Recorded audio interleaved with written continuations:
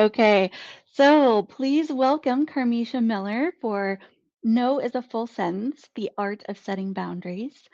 In this session, Carmisha will share thoughtful, practical strategies for setting healthy boundaries, helping you say no without guilt.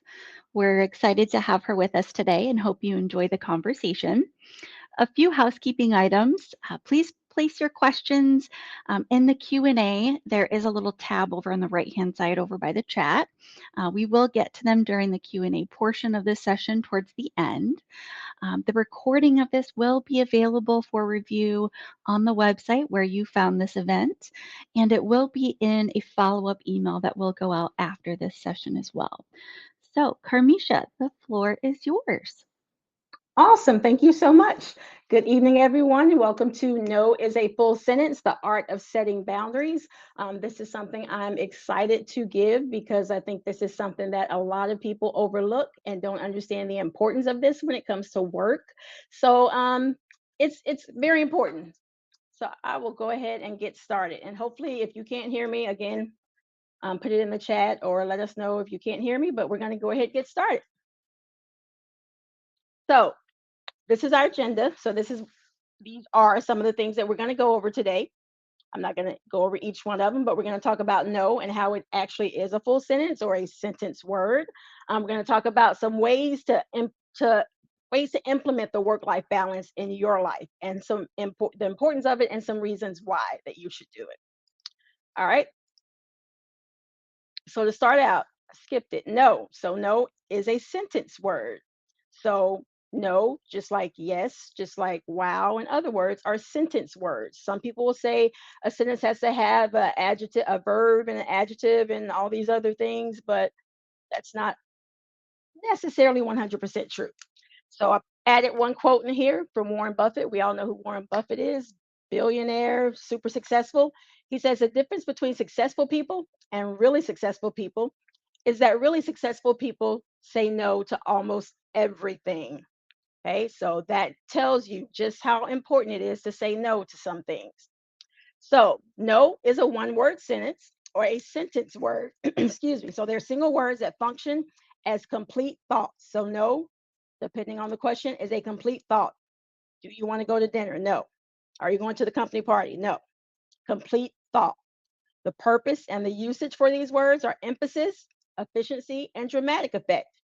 So a one word sentence can create a dramatic effect, forcing the reader to focus on that specific word. If you say no, there are no other words for them to focus on other than no, right? Also, efficiency. It gets directly to the point. There's no miscommunication, no. And then dramatic effect. So sentence words like wow or things like that, it's more dramatic, right? Invokes some kind of emotion. So work life balance and why it matters. We're going to start here. So, first off, what is work life balance? Work life balance could mean a bunch of different things, a bunch of different people, but basically, what it breaks down to is you valuing your work, your professional career, just as much as you value your personal time.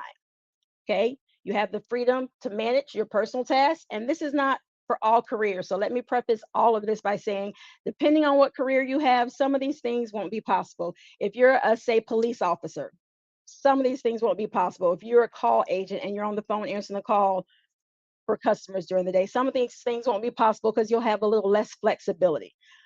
So the things that will apply to you, take them and go with them. Things that won't, just know that it all depends on where you work and how your organization is set up. Okay. So basically, not letting your work consistently take over your entire life. We all probably know those people who come in early, stay late, work on the weekends, don't take vacation. You don't want to be one of those people, okay? You want to actually have a work life balance, especially if you have children, if you have a spouse, if you have friends, family. You want to make sure that you also make time for them. If you have hobbies, you want to make sure you have time for that. If you like to go to the gym and work out, all those things in addition to your work is going to be what that balance is. So it's not necessarily a 50-50, 50% for work and 50% for home. It's a balance of those, however you balance those. So whatever that looks like for you, that's what work life balance is. So, who's responsible for work life balance?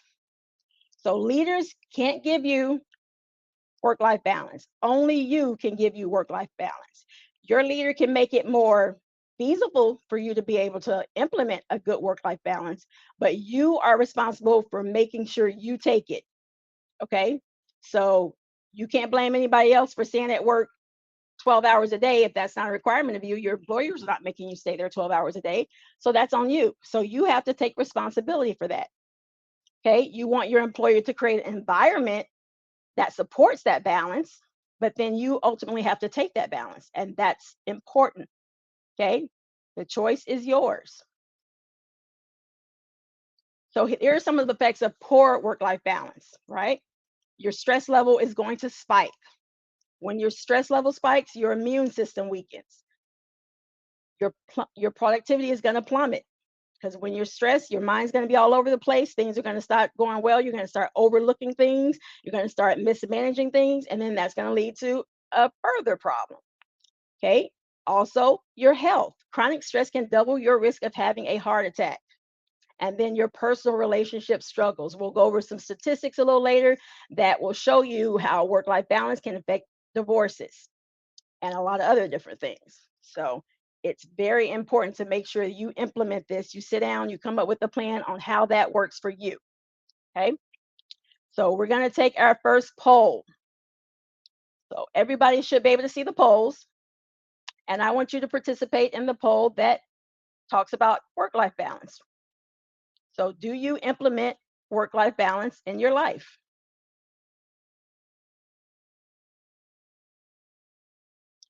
So, again, we're going to take about a minute to do the poll.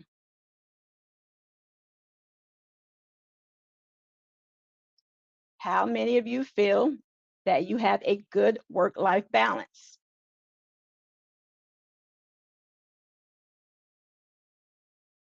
Okay, I see some votes coming in.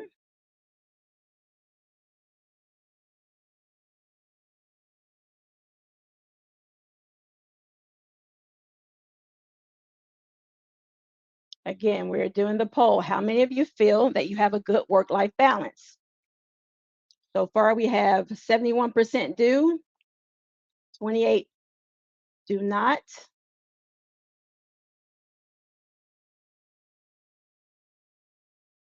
Okay, now we have 60% do, 40 do not. All right, again, how many of you feel that you have a good work life balance? And that's whatever it may look like to you. That's not saying, again, that's not 50-50. That's not I do 50% at work and I do 50% at home. That's whatever combination of the two makes it work for you.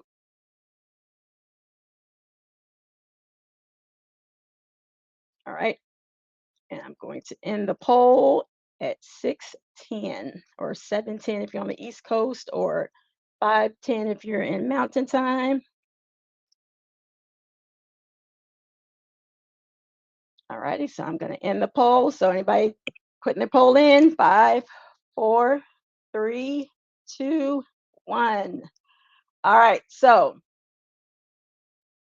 we have 54.17% of you said that you do have a good work life balance, and then 45.83% said you do not have a good work life balance.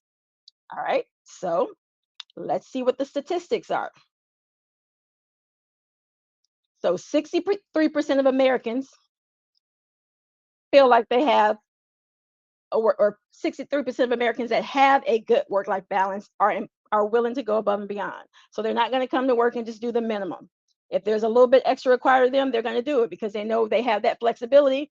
If they don't want to do it, or if they need to go do something, go take care of some errands during the day, they know they have that flexibility to do it. So when they are at work, they're going to give 100% and they're going to go all out. They also believe that having a healthy work-life balance improves productivity. So that's what the studies have shown. So employee productivity by 21%. That may not seem like a lot, but depending on the field or the industry, that could be significant. Okay.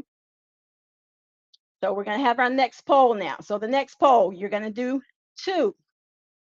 Okay. I want you to do the poll that asks of the 41 countries, what number do you think the United States ranks for work-life balance. And then what country do you think is number one when it comes to work-life balance?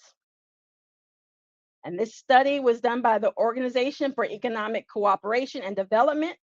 So they analyze things like employees' hours and how much time they spend on leisure or personal care. The total score is out of 10. So of the 41 countries that were provided in this study, how many do you think, or of the 41, where do you think the US would rank? So it gives you ranges.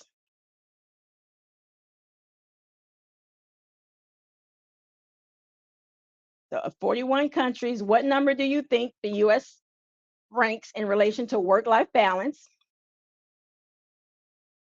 And then also you're going to answer what country do you think has the best work-life balance and ranks one of the 41 countries analyzed. Okay, I see some numbers coming in.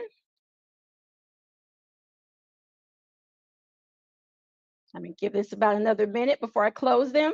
So again, of the 41 countries, what number do you think the United States rank in? What category? And then what country do you think ranks number one?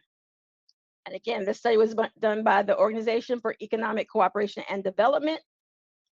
41 countries were involved in this study, and the total score that you can get is 10.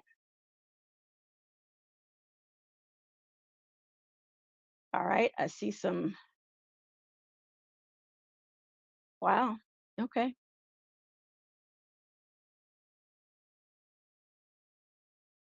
Y'all are not confident in the United States. A lot of y'all put between 31 and 41. All right, I'm going to give it about 30 more seconds, and then I'm going to end them. And then we'll find out where the United States ranks and what country is number one. And then we'll go over some of the reasons why it's number one, and you'll see how that ties into work-life balance.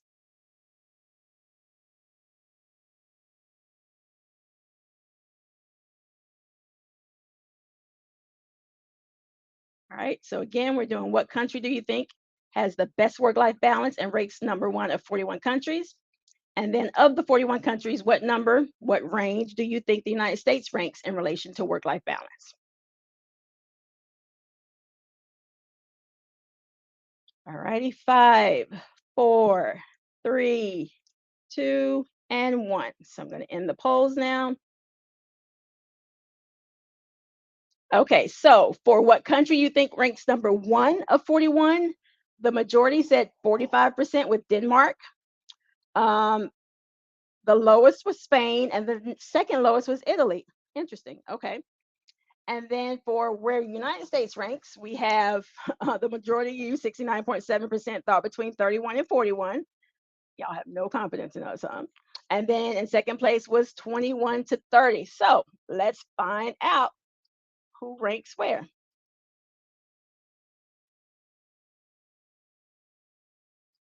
So on the left, you have the countries with the best work-life balance. Number one is Italy. And then United States, you'll see on the next page. So Italy has the best work-life balance. Okay, so they are at 9.4% of 10. A lot of things factor into that work-life balance. So paternity leave, maternity leave laws for the country. We'll see later how the US ranks according to other countries or in relation to other countries a little bit. So in Italy, pregnant employees are entitled to 5 months of paid maternity leave. 5 months. I think we're at 8 weeks or 12 weeks unpaid. The big difference in a lot of these cases is paid or unpaid. One of the countries with the best, Norway, you get 343 days pay at 100%. So a year, almost a year at 100% pay. for maternity leave. If you want to take over a year, if you want to do 413 days, you get paid at 80%. So I don't know about y'all, but that's pretty good. Okay. So moving on. So here's some of the statistics for the United States. 29th of 41. So those of you who were in that third category, you were correct. United States got 5.2 out of 10 due to long work hours and lack of parental leave policies. So by law in the US, under FMLA, you get 12 weeks of unpaid leave. Again, remember I said the key word was unpaid leave. And that's only if you qualify for FMLA. There are requirements. You have to be on the job a certain amount of time. So basically, it's up to your company or your organization to do right by their employees and give you the amount of leave that you need. Most organizations have gotten a lot better with that, so you will get more than that time. But by law, they only have to give you 12 weeks of unpaid leave, which is actually kind of sad. So these are some of the statistics. 66% of Americans say they don't have work-life balance. 48 consider themselves workaholics. Sometimes this factors into jobs. 48% said they would quit a job if it made them impossible to enjoy life. I absolutely understand that 100%. 33% of us work on Saturdays, and 68% of us work on vacations. Now, not me, because I don't work on vacation, but I may work on a Saturday. All right. And then 77% of employees have experienced burnout while working their current job. So that's kind of sad. Because again, burnout is going to affect your health. It's going to affect a lot of different things, and it never ends well. So, boundary bouncer. So, this is a term that I learned while doing this. So, in your organization, you want to make sure you have a boundary bouncer. So, these are your leaders who help employees to set boundaries, keep boundaries, and honor their employees' lives outside of work. So, these are the employees that are going to encourage you to take your leave. Not only are they going to encourage you to take your leave and your vacation days, they're also going to set the example by taking those leave and those vacation days themselves. Okay. If there's not a legitimate reason for not taking vacation, I am the biggest advocate on taking vacation days. You can take time off and just stay at home and do absolutely nothing. You don't have to spend money and go somewhere, but just take time away from work sometimes. It's absolutely crucial. Okay. So, again, boundary bouncers are your leaders who encourage you to take time off or to do what you need to do. Say your employer knows that your kid plays t-ball and you're the coach for t-ball.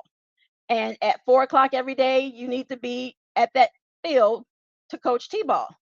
Then your employer is going to encourage that and they're going to support that by not having meetings at 3:30 or 3:45 so that you can make it to that 4 o'clock. Okay, so they're going to set your situation up to where you can be successful. Those are your boundary bouncers. Those are the people you want to work for. Okay, the ones that encourage you to spend time with family, encourage you to spend time with your friends.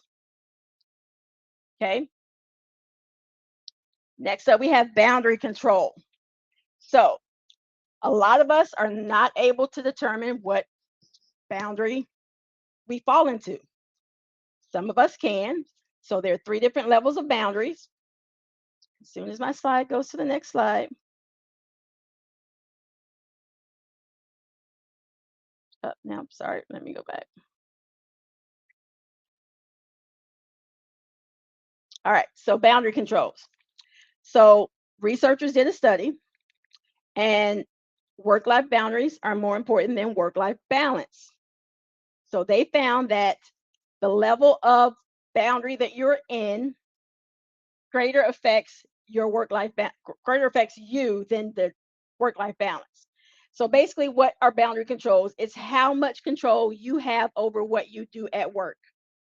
Okay? So can I do personal things during the day without having to jump through hoops and do it, or am I, strictly doing 8 to 5 and there's no leeway? I can't take time off to go to an appointment. I can't do anything. It's completely set in stone. There's no flexibility. Okay. So flexibility in your job also is a great thing for your work life balance. So there are three different levels of boundary control. So high boundary control. So these are people that can focus on work when they need to and focus on family when they need to. So for example, they might decide to work late to do a project or attend a school event. So they have the flexibility to say, hey, my kid has a play at 10 o'clock. I'm not going to be here and I'll make it up some other time. Okay. So they have the authority and the ability to make those decisions. So that's the category you want to be in. Okay. That's the category I've been in for many moons, and I love that category. So you have the decision, you have the leverage to do what you want to do. As long as you meet your time requirements or your work requirements, you can mix and match, do whatever you need to do for your family and do whatever you need to do for work. So that's your high boundary control. So your mid-level boundary control. So these are the people who sometimes decide to focus on work or family, or the two blend together. But there are times when they feel they have no control. So there are times where they have to absolutely be somewhere set in stone, no exceptions, and it's out of their control. Okay. So these are the people that sometimes focus their attention and time on family matters during work hours, but sometimes they can't.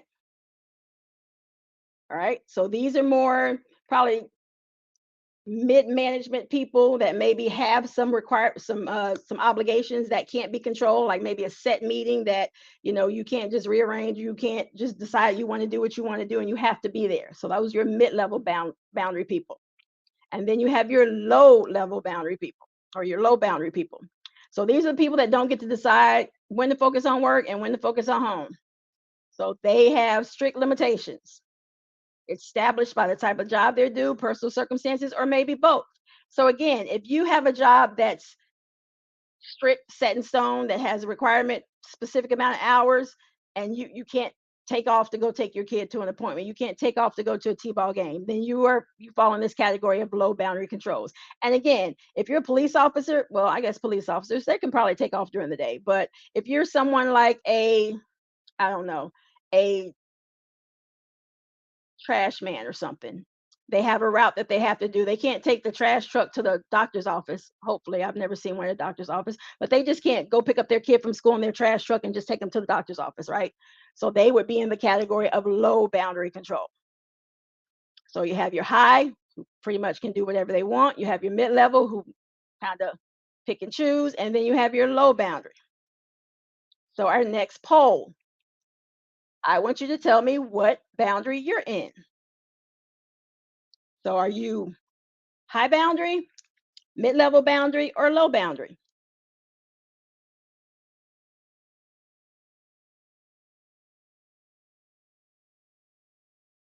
I see some votes already there. Again, high boundary is when you have the leeway to do what you want pretty much. You can go and come as you please. Mid-level is some things I have to be there for. They're not flexible, and some things they are flexible. And then your low boundary control is pretty much they tell you where you're going to be, when you're going to be there, and you're there.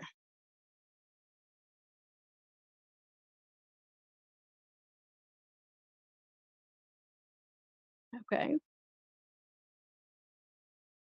Got a lot of votes in mid-level to low.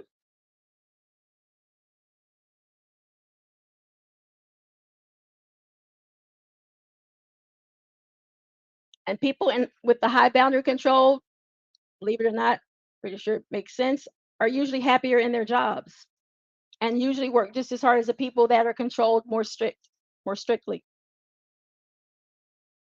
All right, and give it 10 more seconds.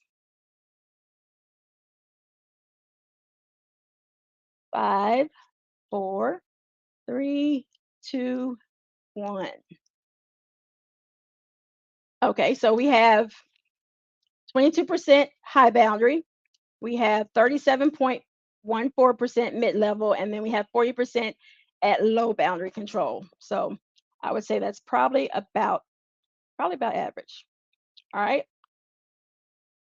So moving on. So now we're going to get into the good part. So establishing boundaries, why personal and professional limits are important and how to set them. Setting them and enforcing them is the hardest part. So why set boundaries at work? so you can maintain a healthy work life balance. You're going to enhance your work satisfaction and you're going to enhance a personal life. So, any personal goals you may have, any personal activities you may have, family members' activities you may have, you're going to enjoy both of them because you have that good balance between the two. It's also going to increase your productivity. It's going to reduce your work related stress because you're not spending so much time on the job that you're getting burnt out and you're overwhelmed. So, supports mental well being and increases happiness at home. Because when you come home, the few hours you are home, you're going to be grumpy or you're going to constantly be thinking about work or in your home office still doing work. And that's going to lead to problems between you and your family members, right? And you don't want that. So, not setting workplace boundaries can affect your relationships, your significant other or your spouse, your children, your coworkers, even your friends. Any relationship that you have outside of work can be affected. Maybe you used to go to car or game night every Thursday night or karaoke every Thursday night with your friends. Now all of a sudden you're spending all your time at work. Eventually your friends are going to stop inviting you. You're going to feel detached from them. And then that's going to cause some kind of conflict between you and your friends. You had time for us before, now you don't. What's up? Your children. You don't go to their games. You don't go to their plays. You don't go to their doctor's appointments. You don't want that. You want to make sure you can do both and be involved and present in everybody's lives that you need to be there for. And I put coworkers in here because if there are no boundaries set with your coworkers, eventually you might want to do something to them because they're on your last nerve and they're always at your desk and they're, I don't know, eating and dropping crumbs on your desk or whatever. We all have those coworkers that when we see them coming, we're just like, oh my God, not again. So affects all of your relationships. So some statistics quickly on marriage. And it wanted to lock up again.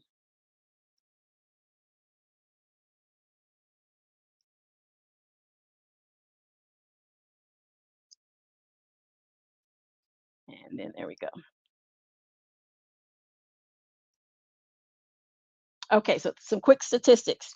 So research indicates that marriages involving a workaholic or somebody that works excessive hours are twice as likely to fail in their marriages compared to someone that has a work-life balance. So that's another benefit of having that good balance. Your marriage will last longer. Also, preoccupation with work is consistently ranked among the top four causes of divorce.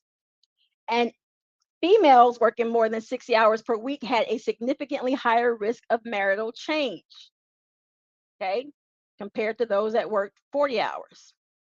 So, some things to think about. Working too much and not having that balance can affect absolutely every single part of your life. So, types of boundaries. So, there are more types of boundaries than these, but we're going to talk about physical, emotional, and mental boundaries, right? Physical, emotional, and mental boundaries. So, we're going to start off with physical. So this is a big one for me. So these basically is exactly what it says. It relates to your physical workspace and your body. When people come to your desk, if you have your own office, do people come in your office without knocking? If you have your own cubicle, do people just step in your cubicle without knocking? Do people borrow things off of your desk without asking you? That's an issue. That's a boundary you need to set. Does someone like to hug instead of shake hands? Or does someone like to shake hands instead of hug? If you're not a hugger, make it clear that you're not a hugger and shake their hand. Some people don't like to shake hands. If you're not a hugger or a handshaker, then just dap them up or do whatever you works for you. But you have to let people know, hey, I don't feel comfortable doing that. If you're speaking to someone and they're like standing super close to you and don't know about personal space, that's something that is also a problem. You want to set those boundaries early. Say you start a new job and you have a coworker that's super um, intimate all the time and don't understand that there's a thing called personal space, you want to make sure they know, hey, I'm not comfortable with you standing that close to me. Can you please back up a little? Or wearing headphones. If you're allowed to wear headphones at work, that will signal people that you're busy. Don't come and talk to me unless it's absolutely necessary. You could be listening to music and not even doing anything work related, but they don't know that.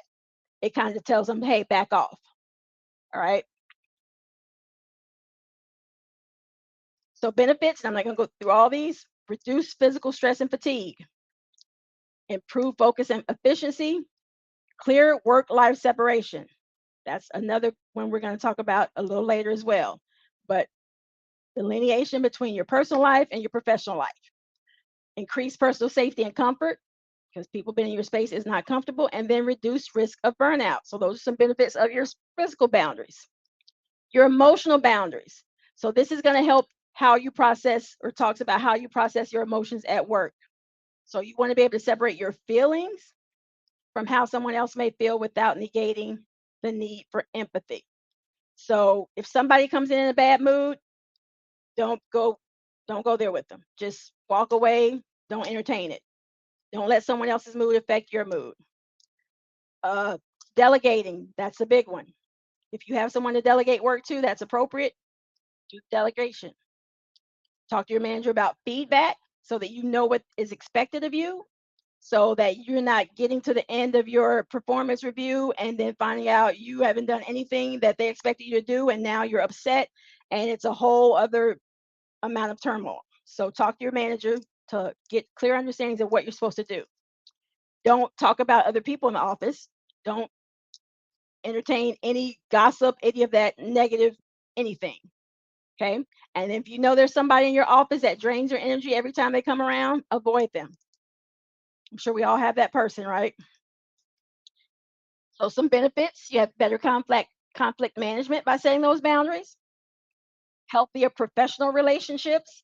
Hopefully, your colleagues will respect your boundaries. Sometimes people may forget, or some people may just not care, and you may have to reiterate those boundaries.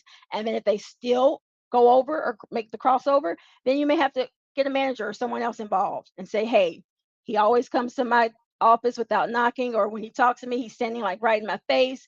Can you please talk to them about that? So, you always want to try to handle it yourself first. But then if it has to be escalated, escalate it. Don't get upset. Say, hey, I'm going to go talk to somebody else.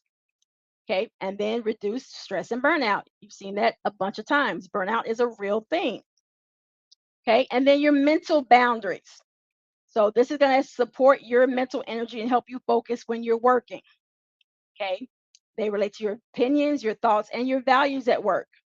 A big one is setting your set work hours. If you work from 8 to 5, work from 8 to 5. At 5 o'clock, or say maybe 4:45, you start a shutdown ritual where you get ready to go home and you leave.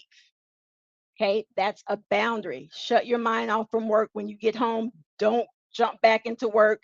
Don't bring work home unless you absolutely have to. And a lot of people do that. Okay, don't do that. Um, Again, gossiping's on there. Affects your mental as well. Because if they're talking about somebody else at work, they're probably talking about you when you're not around. So just don't entertain it.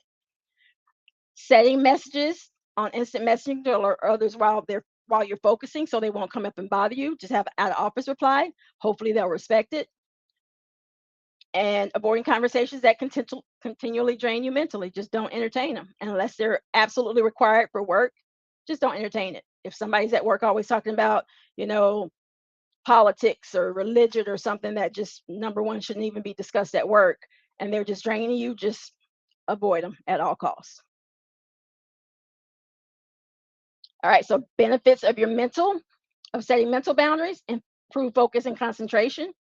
So you can focus on your task, you can get your task done, and you can get out of there. You're not worrying about having to work overtime because you were able to focus, get what you need done during your allotted 8 or however many hours you work.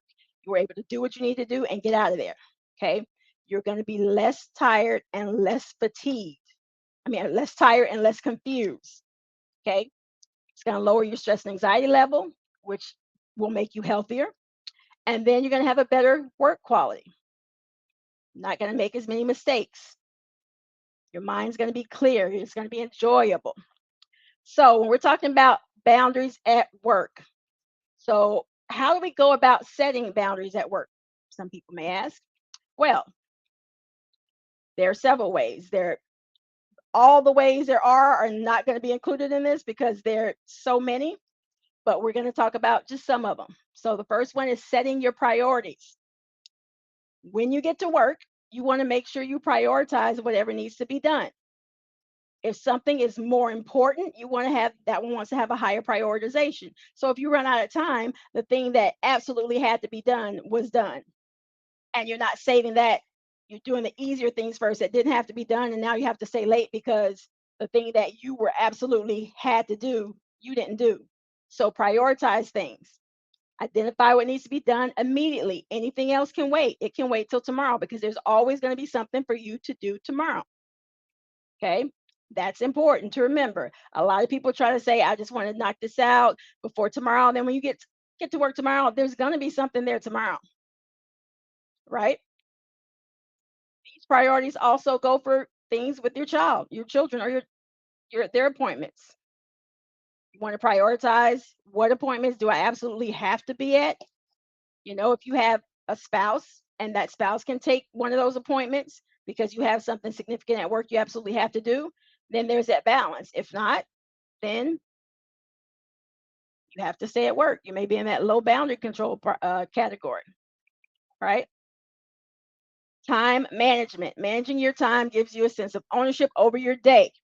It also is going to make you more efficient. So, again, if you know you have a specific amount of things to do, you prioritize them. The things with the higher priority, you're going to determine how much time should this take for me to do.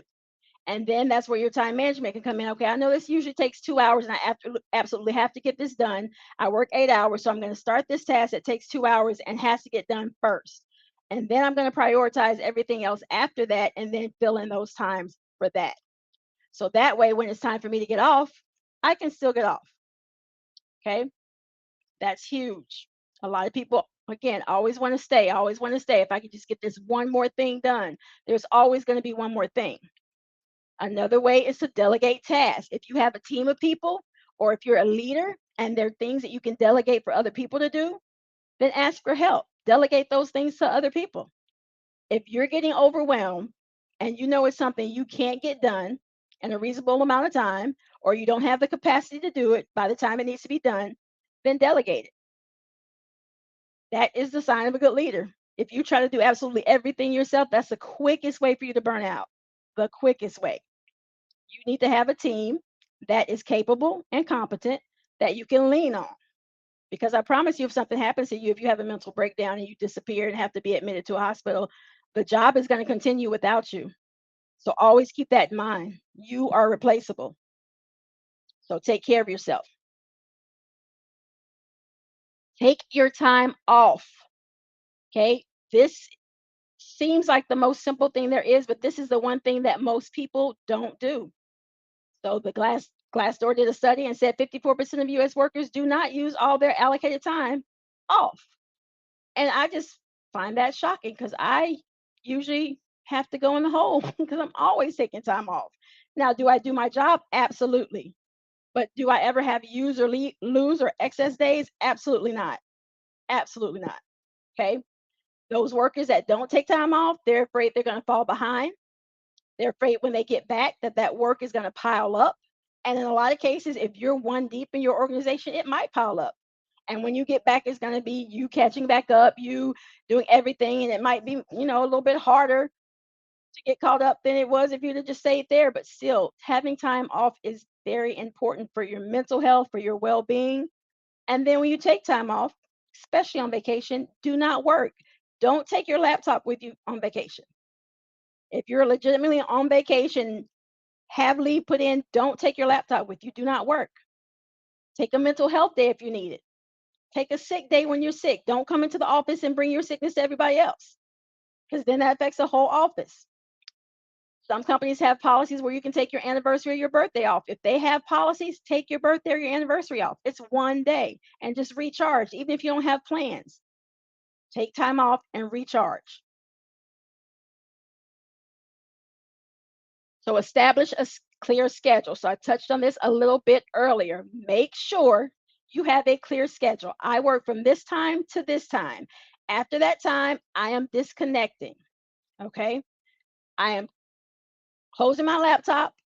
I am not opening it when I get home unless you work from home. And we're going to talk a little bit about that later, how to establish boundaries at home. But unless you work from home, Close your laptop, leave it at work, go home, enjoy your time with your family, or enjoy time doing nothing, sitting on the couch watching TV. Unplug. It's important to unplug. Throughout the day, take regular breaks. A lot of us, once we sit down in a desk, we don't take regular breaks unless you're a smoker. When I worked in DC, the smokers took a break every hour for 15 minutes. And I worked in a building, it took 15 minutes for them to walk outside to the smoke area, 15 minutes to walk back. They did 15 minutes of work and then they went on a break again. So I was like, okay, I'm going to start smoking. But I didn't smoke. I just went to my car and sat in my car when the smokers had their smoke breaks. Because why not, right? Probably wrong, but take time, take your breaks. The smokers were the happiest people because they were always on break. Not saying all smokers are like that, but our building was large and it was a long way to walk to get to the smoke area. All right,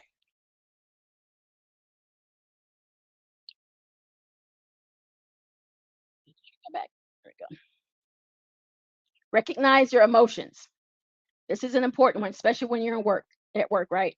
You don't want to get angry at work. You don't want to go off on people at work. You don't want to be aggressive at work or angry. You don't want to be known as that mad person or that the angry person, the person that has an attitude all the time. So know how to recognize your emotions. A lot of times if you're feeling overwhelmed, if you're tired, if you burn out, your attitude starts to get a little bit bad, horrible. Okay? Because you're expressing how you feel. And that's never good at work in a professional environment.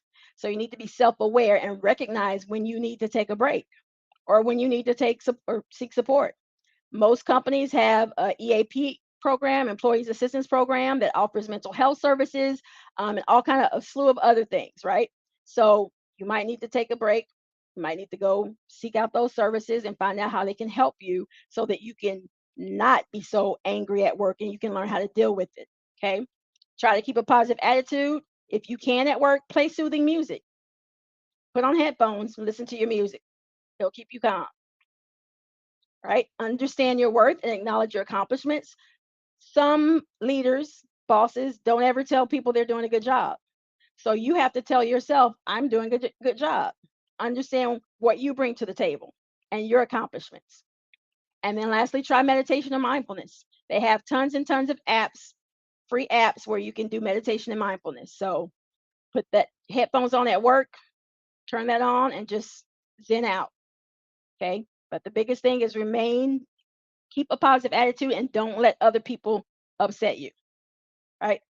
We talked about this one a little. Your responsibility. So again, you're going to talk with your supervisor. You're going to establish clear boundaries for what you're supposed to be doing related to your job. Okay. You don't want to be doing everyone else's job. So you want it to be extremely clear.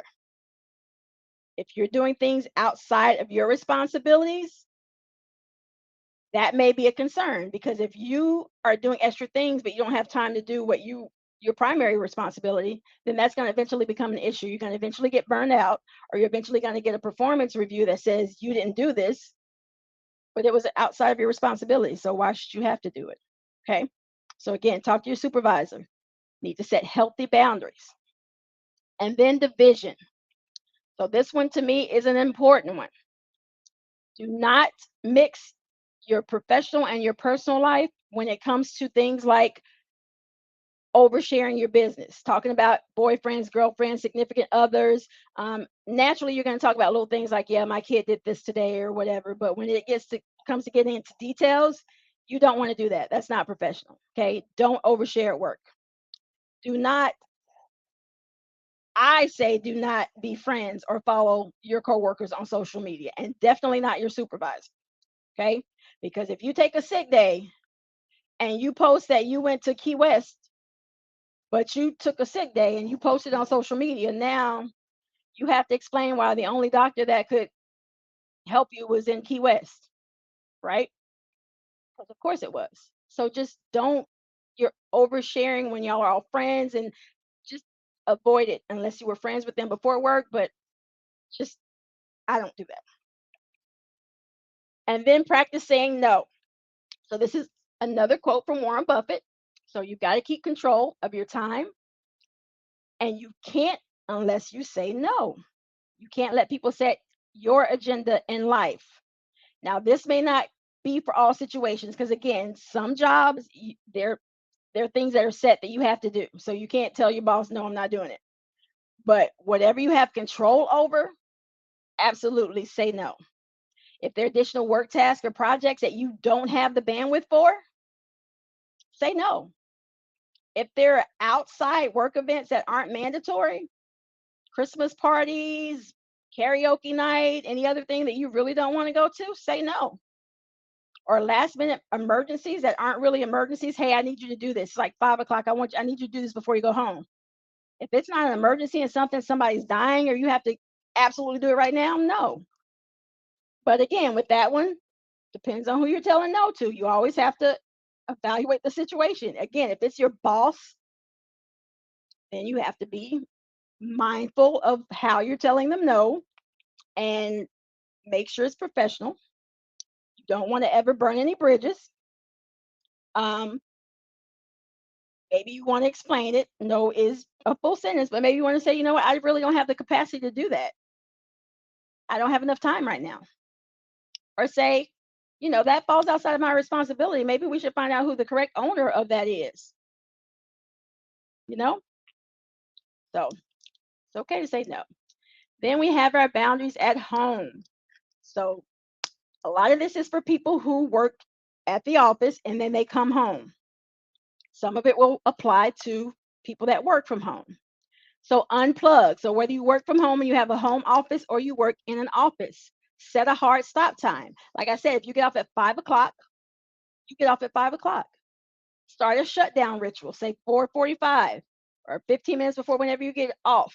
Start arranging your desk, start straightening things up. Um, Start shutting your system down. If you shut it down or log off, do whatever you need to do to start your shutdown ritual. Get your coat, clean the coffee pot, whatever, and then log off. And then if it's not required, if you're not on call, turn off your work phone because a lot of us have those work phones with our Outlook on there and we can get all our emails and stuff and we're constantly checking them when we're on the way home, when we get home. No, if you're not required to be on the clock, don't stop it. Schedule your emails. So say you think of something when you get home and it's really important, you don't want to forget it. Draft the email and then schedule it to be sent during work hours. That way, if you send something at 8 o'clock at night, they're not responding back like, oh, they're still working at 8 o'clock at night. Let me respond back. And then they expect that from you. No, schedule that email for 9 o'clock in the morning when you're supposed to come in. That way that creates that boundary. So they'll know, okay, they really are not working until unless it's 9 to 5. They don't have to know you scheduled the email. Okay. So important. Sometimes it's hard to mentally unplug because you're always thinking about what you need to do tomorrow. You're always thinking about something you forgot or something that would make this better. But you have to just tell yourself, you know what, I can handle this tomorrow. And it's going to be okay if I handle it tomorrow, right? It does not have to be done right now. It's okay. So when working from home, make sure you have a dedicated workspace. Okay. Leave your work in that space. Normally you have a work from home laptop. Don't take the laptop into your living room, set it on your lap, and watch TV while you work because you never stop. It's going to be 9, 10 o'clock at night. You're still sitting there with your laptop, typing, doing everything, and not leaving work alone. All right. So if you have to set up an alarm on your phone that says log off, do that. Set up lunch as a calendar event. So that way you're not sitting through lunch every day and you're starving, you get a headache, you're trying to figure out why do I have a headache? Oh, I haven't eaten since yesterday or since breakfast. Put it on your calendar. And then that way, if it's blocked up on your calendar, nobody can book a meeting during your lunch like they like to do anyway, right? Hobbies. It's important to create hobbies. Okay. So these will create psychological boundaries. Gives you something to do so you can switch off from work and switch into something you like to do. Okay. You want to try to do something that's not related to your job, right? So if you're a figure skater, well, that might be, never mind. That's a bad one because that might be their hobby, probably how they start out figure skating. But say you're a cybersecurity engineer, right? And you get home and you go and you're building cybersecurity labs. Try something different, like do something not related to your job. Do something that's free that you don't have to spend money for, and something that's not a lot of pressure to do. If you do it, it works. Okay. If it doesn't, okay. But that helps you take care of you. Practice healthy habits. This is self explainable.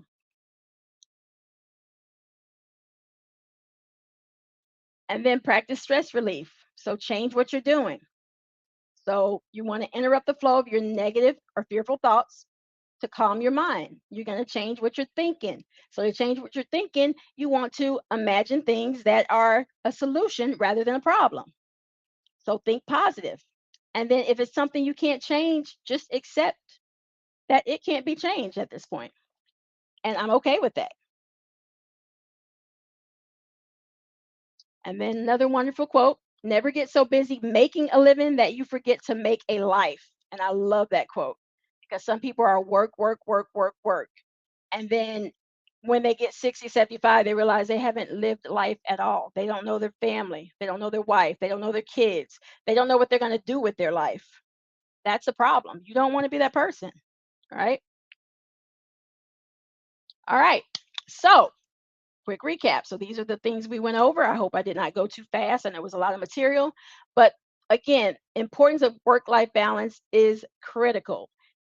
It affects so many different things in your life. A lot of people don't realize it. So you want to make sure you implement some of those things, and maybe you can only implement one at a time at this point, and that's okay.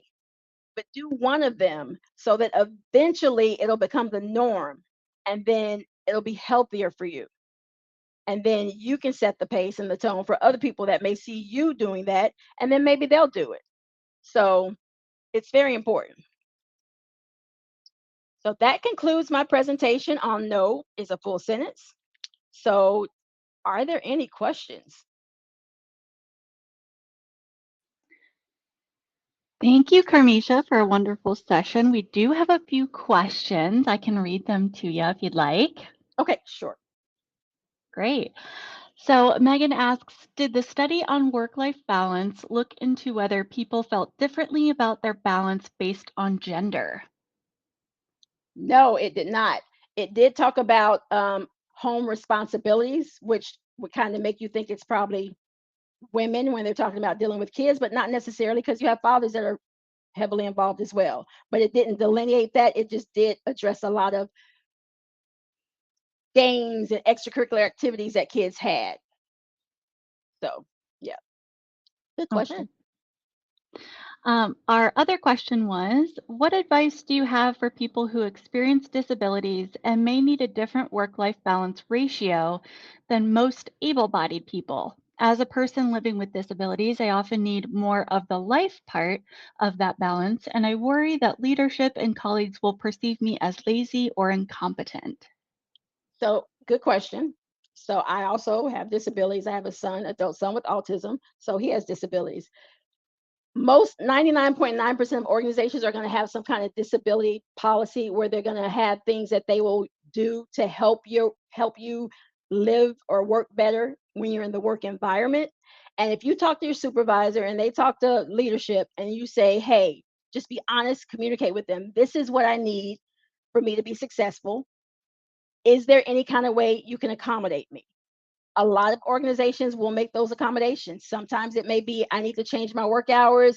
I need to, not do these specific things, or there are a lot of different options. But the biggest thing is communicate that with your supervisor and tell them what you need before you go and talk to them. Sit down, make a list. I need this, this, this, this, and this. So you're prepared when you go talk to them. Then when you go and talk to them, you sit down and you say, these are the things I need, and this is why I need these things. And tell them if these things are implemented or if these accommodations are made for me, this is how it will also benefit you as an organization.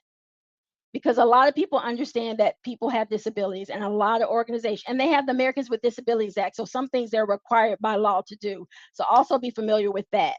And then, if they aren't willing to accommodate, then I would say research your issue in the Americans with Disabilities Act and see if it's something that they're required by law to do. And if they are, then just take it back to them and then just let them know. If you point that out, they have to do it and they're going to do it because they don't want that kind of trouble. So I hope that answers your question. But biggest thing is communicate with your supervisor. Let them know what you need. Let them know how accommodating you will benefit them and make it a benefit for the organization. Wonderful.